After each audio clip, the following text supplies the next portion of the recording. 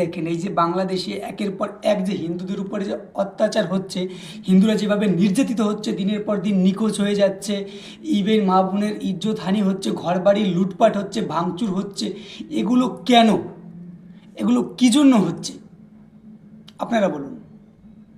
এই যে 2 দিন না 3 দিন আগে একটা লোককে, নিমাই চন্দ্র দাসকে, নাটোরের, তাকে নিখোঁজ পাওয়া গেছে, যে সে নিখোঁজ হয়ে গেছে বাড়ি থেকে। কোনো একটা রেষারেষি ছিল হিন্দু মুসলমানদের মধ্যে থেকে, সে নিখোঁজ।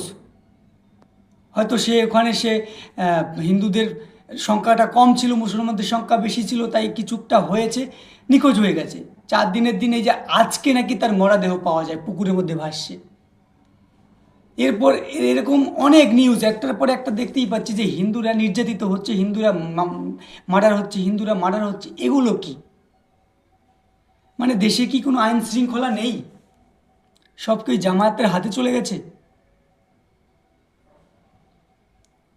ভারত যদি একবার অ্যাকশনে আসে, তোদের যে অবস্থা যে কি হবে বুঝেছি, সেটা তোদের ধারণার বাইরে। এখনো শুধরে যা।